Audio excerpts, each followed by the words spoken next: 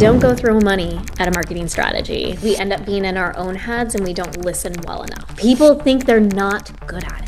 Taking that time to listen to the person that you're trying to connect with so that you can create that deeper relationship. It's a mindset thing. If you go into it wanting to have a conversation and wanting to hear each other and stop thinking that you're just not good at something, that mindset shift can also dramatically change your results. When we feel like that content as a consumer was made for us, that's when we can actually see ourselves engaging in it. I love it when you are trying to talk directly to that one person. But when you can reach one person and talk to their heart, allow them to connect with what you're creating, that is the game changer. You're using one of my most hated words.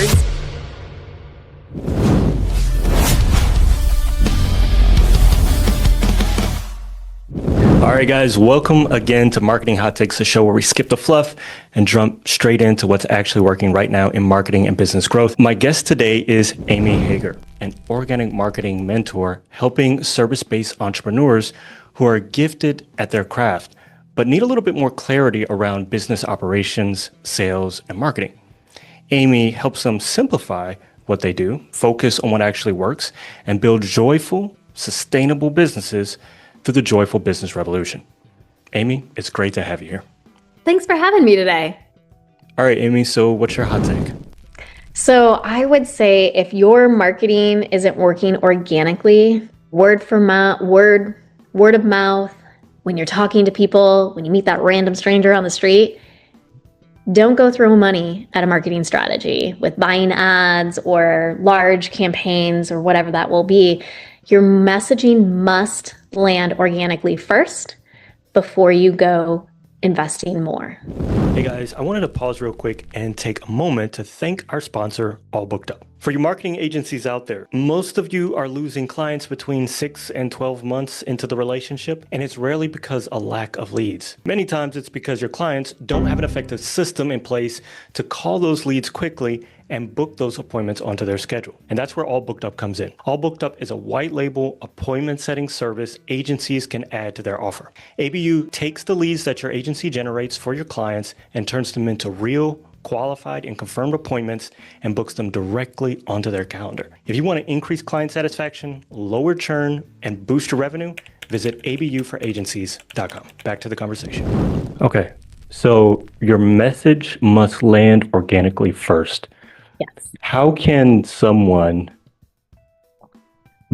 pitch their message organically? To who, to whom, and when do they have opportunity to do that before they go pitch it to the masses? Yeah. So one, you're using one of my most hated words, pitch. Okay. Sorry, I don't want that to trigger you. You're A-okay. But really, that is kind of the mindset that we get stuck in a lot as entrepreneurs is we need to pitch. Okay. When you can think more of how can you invite someone to be in conversation with you about what you do, they are going to retain what they learned from you and what they learned about you so much better than a pitch. And so when you think about introducing yourself or when you think about catching up with old friends and things along those lines, you really want to, when you're doing this in person or on camera, look at their reactions and see what they reflect back about what you're saying about your work. And if you're able to get clients based off of word of mouth, referrals, or repeats, that's when we're getting clearer that the messaging is actually working and that you actually have the assets to then create larger marketing campaigns. And so really when you get that interaction with somebody and if they still have no clue who you are, who you help, or the transformation or the product that you create, then we really need to think about how can you say this more clearly and more succinctly. So what exercises do you think, if I'm Joe Blow off the street, right, and I have this great service that I want to offer, and I think it brings value to the people who are in need of this particular service, where do I start? Who do I start with? You mentioned referrals and things like that. Right. But let's just say I'm starting from scratch, really from the bottom. Should I talk to my wife? Should I talk to my family about this? Yes. Should I try to explain it to my grandmother who doesn't really get marketing or something like that? See if she can make sense of it? Where's the very first step?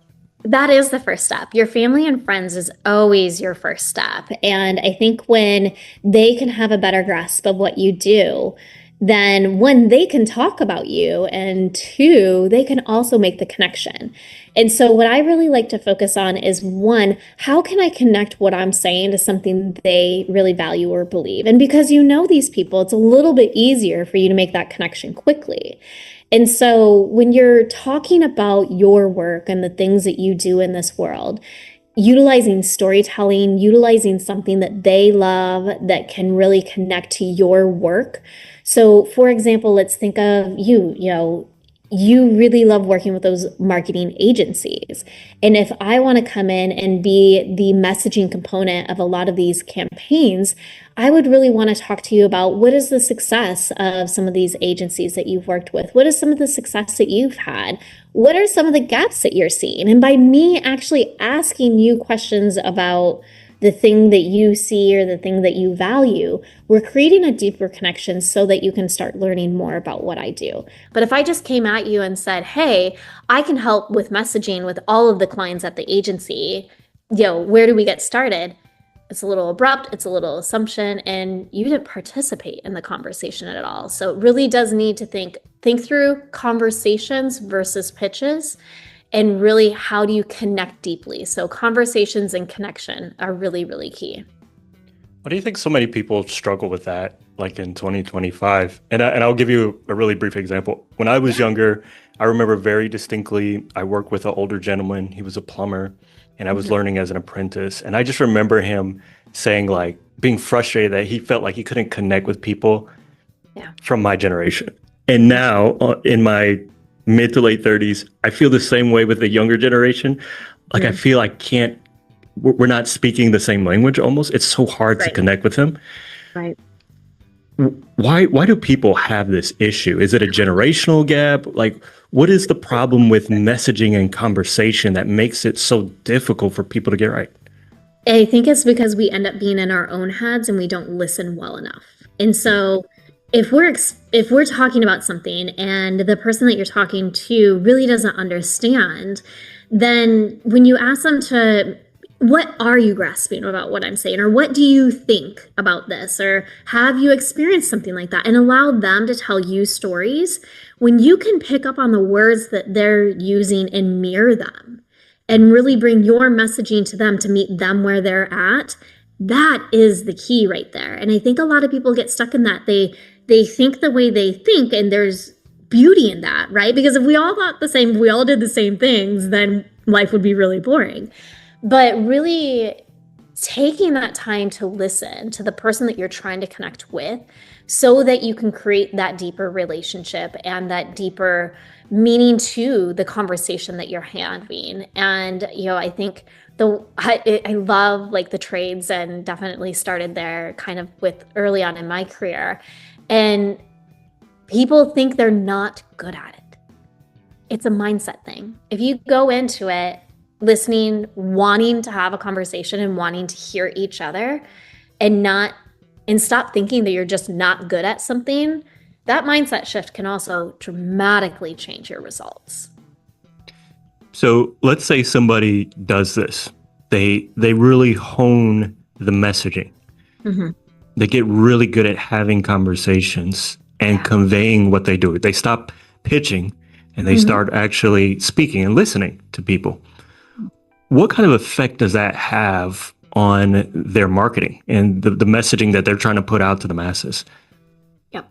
And so I think what really happens is, especially in the masses, let's think about social media. We scroll a lot as humans, and then we stop on the things that we really catch our eye that we love. Maybe it's cat videos, whatever it might be, cooking. And so when we feel like that content as a consumer was made for us and speaks to us, that's when we can actually see ourselves engaging in it. So when you're the creator of said content, I love it when you literally picture the face of one person and you are trying to talk directly to that one person. And it may seem counterintuitive because we're trying to quote unquote reach the masses, but when you can reach one person and talk to their heart and allow them to see themselves in what you're creating, allow them to connect with what you're creating, That is the game changer. And I call that the psychology of messaging. It's not something that we are necessarily taught in school. But when you can get them to stop the scroll, have an emotional connection, and then and that emotional connection is two things. It's either, yes, this was created for me, or no, I'm out. I don't believe this person. Your messaging should repel as much as it attracts.